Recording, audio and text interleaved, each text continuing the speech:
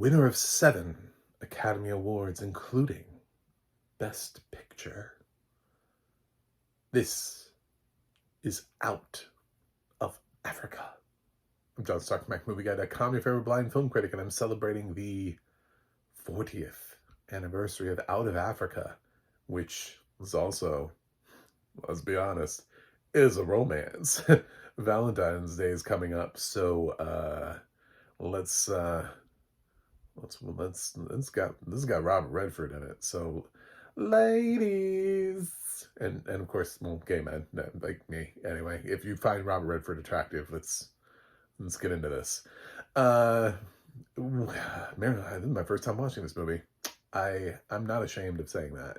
You know, the funny thing is, because of my situation, because of being a blind film critic, I'm blind. Hi, hello. I was not always. And when you are just kind of casually going through life and you're like watching new things and you catch up on some old things here and there, like I've seen some other films that were nominated against this. I just never watched Out of Africa. I never actually sat down and did I must see all of the Best Picture nominees right now. I was like, I'll catch them. I got time. Turns out I didn't. So I've had all these weird gaps where now I'm like catching up on movies I didn't see. Does it have audio description? Will I ever get to see it? You know, I reviewed that remake of John Woo's The Killer, and I had to admit that I hadn't seen the original, and somebody I don't know doesn't understand what being blind is or audio description or something, and like came at me in the comments. I'm like, I can't watch the other movie. It's not in English, and there's no audio description. So unless something dramatic changes, I will never get to watch John Woo's original The Killer. So I probably should have, but I did not know what I did not know for my path, which is funny because I just was interviewed for a podcast. And one of the questions I was asked was if I could go 10 years in the future or 10 years in the past, where would I go? I was like, well, I would go in the past. I know it's depressing, but I have not been blind for 10 years. So if I go 10 years in the past, I could give myself a heads up and at least that this was coming. And I could prepare and maybe I could see a few more movies or something. I could travel somewhere, at least be organized. I was really unorganized, man. It was so hard to get organized. And I did not take it that seriously enough as I was losing my vision. I didn't realize how fast I would be losing it. And trying to organize when you're blind afterwards, it's like, I don't know what this is. Is this paper important? Just, and it was a time. So no, I have not seen Out of Africa. I don't really care. Shade me if you want. Shade me, whatever you want to do in the comments. This is my first time through the Sidney Pollack epic. 2 hours and 40 minutes. This felt like 3. The thing about runtimes and the thing about feeling the length of a movie is it's all relative. If a movie is long and it feels long, that's just what it is. It just means you're pacing not great, but it's not as egregious as a movie that's not long feeling long. If I'm here for like an 88-minute movie and I'm sitting there at the 20-minute mark going, I've been here for an hour. Oh God, I've only been here for 20 minutes. That's the cardinal sin. Is if you take a short movie and somehow make a short movie feel like it's, an epic of length. However, I've seen longer movies where the runtime hasn't affected me recently. I'll name check The Brutalist. I actually didn't really have a problem with the runtime of The Brutalist. And Oppenheimer. I remember the first time through, I did check my watch just for shits and giggles while I was in the theater. And I was like, we're probably, what are we at? Like maybe an hour and a half. We're over 2 hours. I was like, damn, this movie flying by. It's like, so, yeah, we were closer to the end of the movie at that point, and I thought maybe it'd been like an hour 30. It was like maybe at most like an hour 45. It was like 2:15, something like that, into the movie. So, yeah, pacing you can do it well. I don't think Out of Africa does it that well. I think Out of Africa, to me, just felt long. But maybe this is sweeping. Maybe this is like a great cinematography achievement, editing achievement. I've heard that, a whole bunch of directors wanted to direct this before it got to Sidney Pollack. This is a story that I guess is really important to a lot of people, and they really wanted to jump into it. There's a town in Kenya that's named after this woman, that Meryl Streep plays, who wrote the original Out of Africa book that on which this is based. This one adapted screenplay also. And I don't know, maybe that's it. But it's one of those things where it's like, oh, check it out. It's white people in Africa having fun. And it's just, it kind of does it gives me just like a little bit of pause going, would we make this today? Is this the kind of, and it has like a 7.1 on IMDb and like a 66 Metacritic score. And while the 7.1 can fluctuate based on activism, from people like, I think there are people who are just going through anything that has Rachel Zegler in it and just downvoting it, regardless of whether or not they've seen it. But there's Metacritic is very limited. It's hard to get into. I will never be a Metacritic. I might get into the tomato meter, but Metacritic is like super hard and exclusive. So that 66 is representative of people who have studied film for a long period of time, and even they're just like, I don't know, it's all right. Out of Africa's all right. I don't know. That's their reflective idea on this movie. So, and I looked at what else was it up against this year. Oh, The Color Purple. This was the year The Color Purple was famously nominated for like famously lost the most Oscars in one year. I would have voted for Color Purple. I would have. It's also up against Witness, which I thought was a really good movie. I don't know if Witness needs to be Best Picture winner, but I liked Witness more than Out of Africa as a movie. But there's a movie that came out in 1985 that is like nominated like one place at the Oscars, but definitely time has held up a lot better for this movie. And I'm going to advocate for, let's just completely rewrite the Oscars and be honest about Back to the Future and say, where's Back to the Future and why is it not here?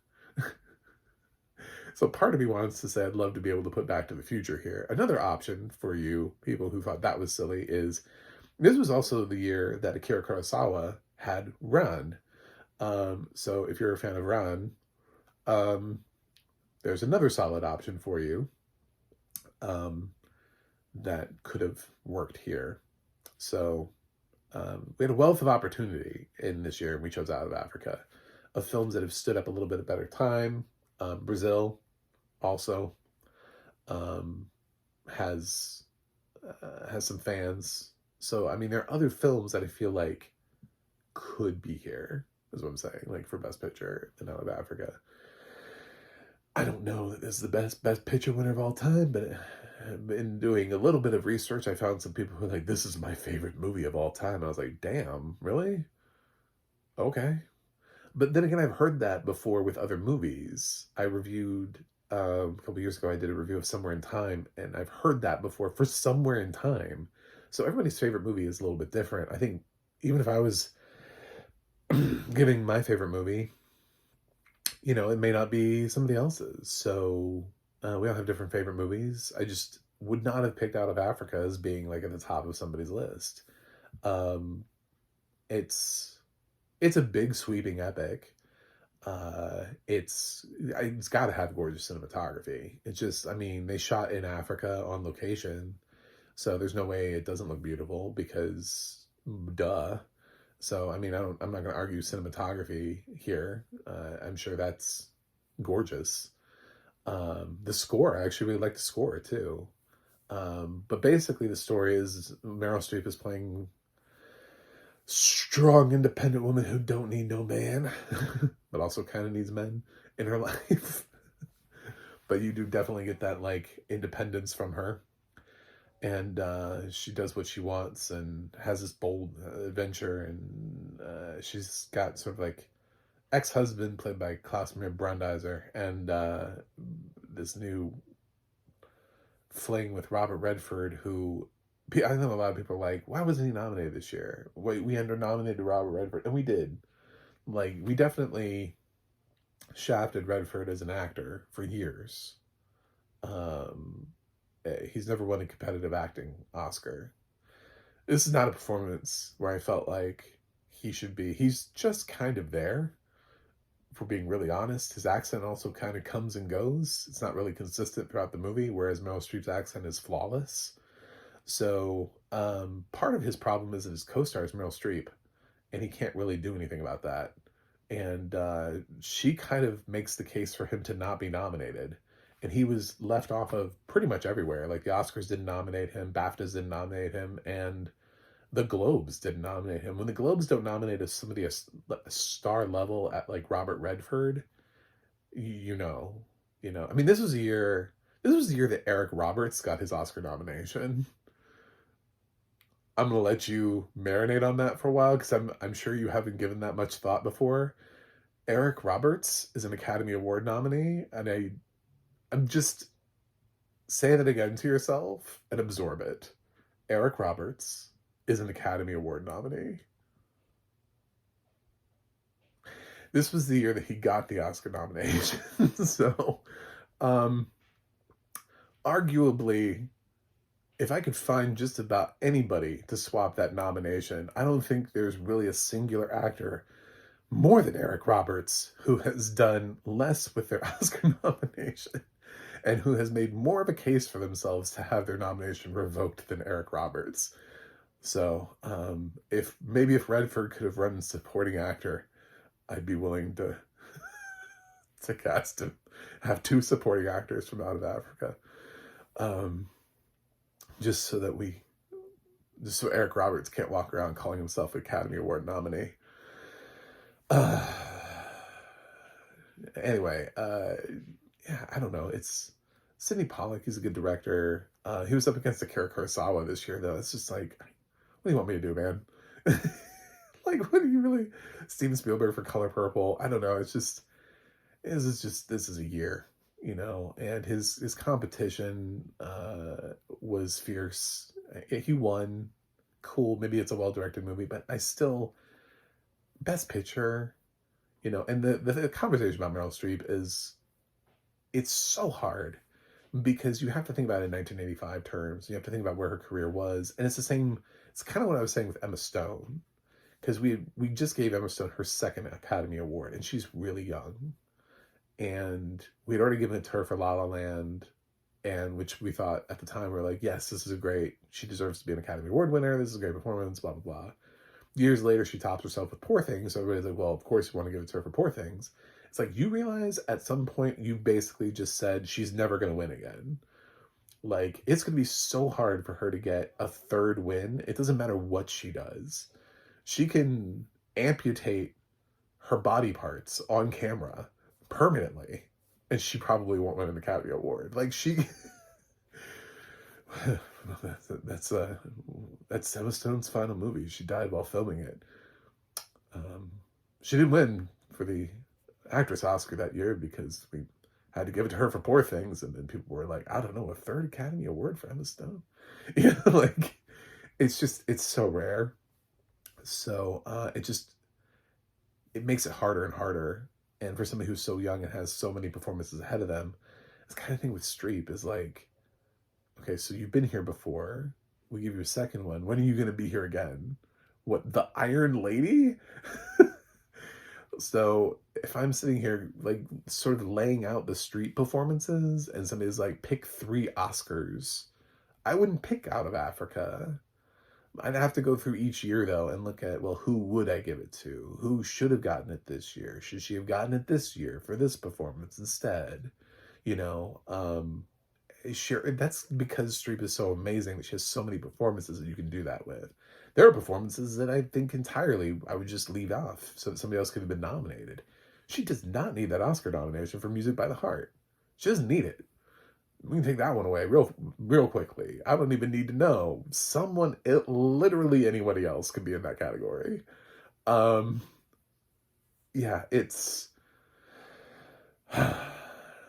but it's a good performance. I don't want to take that away from her either. You know what I'm saying? Like, I didn't hate the performance. I think the performance drives the movie. I think Meryl Streep, like many times, you show up to see her act, and she's doing that. And the audio description was really good. It supported a lot of the visuals in the movie. There's a lion attack sequence. It's really great that from my understanding, was real, as real as it could be. Um, I guess they did sort of that thing. Man, we used to torture actors and actresses. This is one of those things where you're like, I don't know if I want to be an actor or not. You hear some of these stories, like Shelley Duvall on The Shining, right, and everything that she went through with that production, and then you hear so Meryl Streep was told that the lion would be restrained in that sequence, and it wasn't. So they just had a lion, just like free roam, and so yeah, she's a little legitimately terrified in that scene, but it's it's long. It's long. It felt long. Audio description's good. I love. It's funny because there are sometimes when it like we're in a moment, right? There's like a beat. There's a beat towards the end of the film that's like really dramatic from Meryl Streep, but like the audio description like gives us the note that she like brushes cigarette ash off. And I'm like, I feel like that kind of takes away. I mean, I'm sure she did it. You know what I'm saying? Like, so it is a visual aspect, but it's like I'm kind of focused in on her like emotion right now.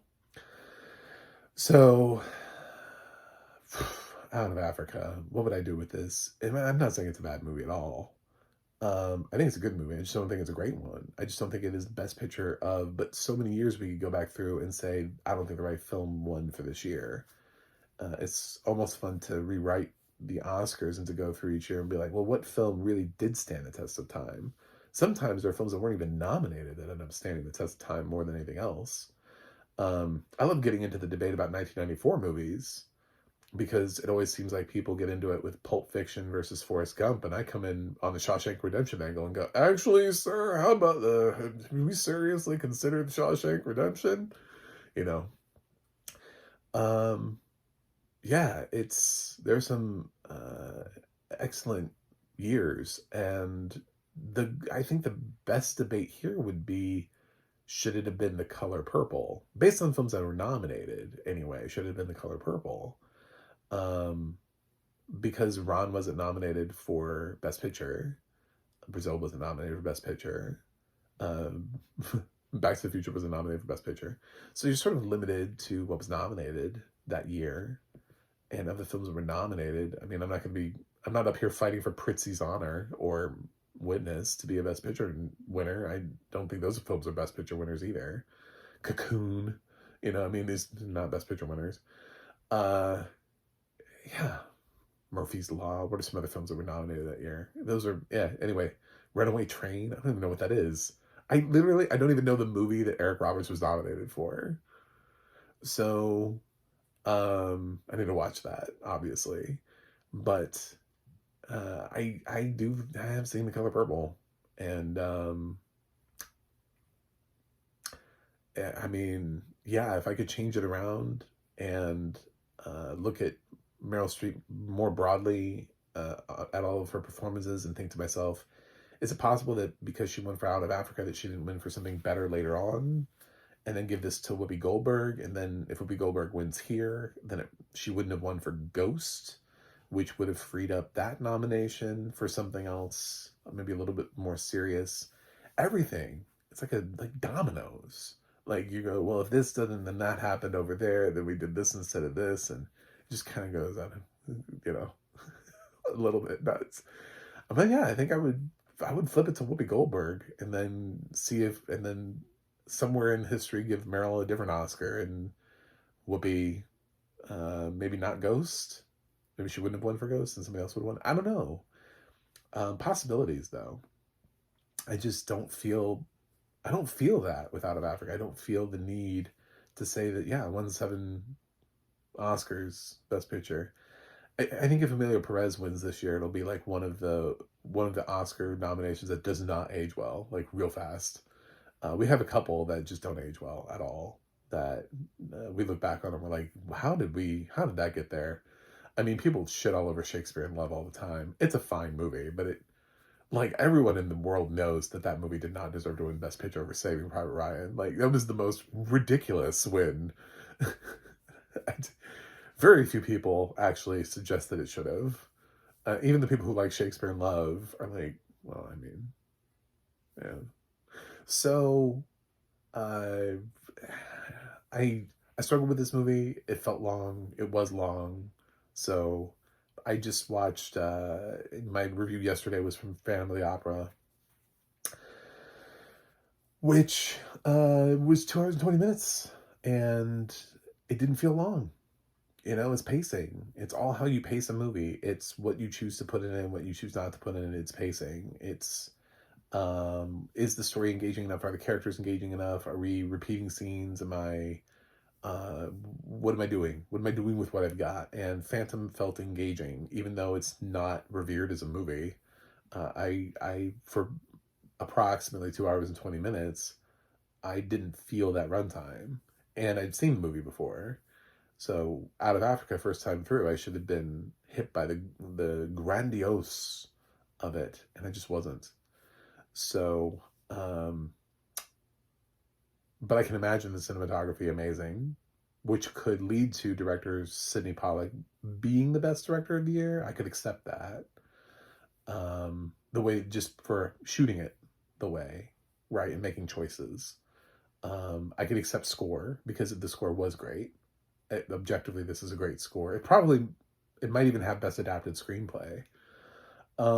So if I gave it 4 wins instead of 7, I still think that's not bad.